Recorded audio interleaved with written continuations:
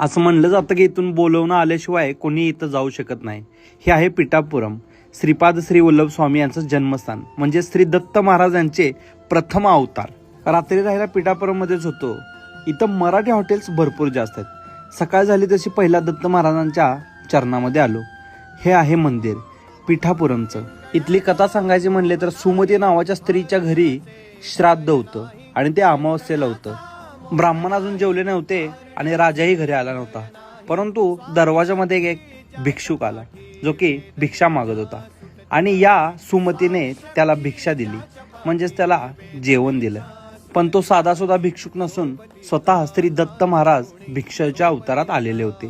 ते प्रसन्न होऊन तिला म्हणाले की तुला काय पाहिजे. तर तिने उत्तर दिलं की मला आतापर्यंत जे पुत्र झाले ते एकतर स्वर्गवासी झाले किंवा अपाईश म्हणजेच अपंग झाले, तर मला असा एक पुत्र द्यावा जो तुमच्यासारखा तेजस्वी असेल आणि कर्तृत्ववान असेल. म्हणून त्यांनी तिला हे वरदान दिलं की तुला जो पुत्र होईल तो तुमचं सर्व दारिद्र्य नष्ट करेल. आणि तोच पुत्र म्हणजे श्रीपाद श्री वल्लभ स्वामी, म्हणजे श्री दत्त महाराजांचे पहिले प्रथम अवतार, जे की आहे आंध्र प्रदेशमधील पिठापुरम येथे. इथं येणारा भाविक भक्त हा सर्रास 80 ते 90% मराठी आहे. जरी हे धार्मिक स्थळ आंध्र प्रदेशमध्ये असलं तरी आजूबाजूला तिथं गेल्यावर वाटत नाही की हे महाराष्ट्र नाही आहे आणि आंध्र प्रदेश आहे. 90% लोक मराठी आहेत.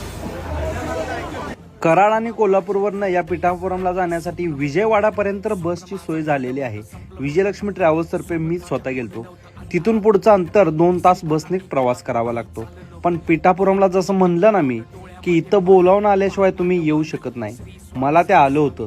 आता तुम्हाला कधी बोलावून येते काय माहित. दिगंबरा दिगंबरा श्रीपाद वल्लभ दिगंबरा असं कमेंटमध्ये लिहा आणि फॉलो करायला विसरू नका.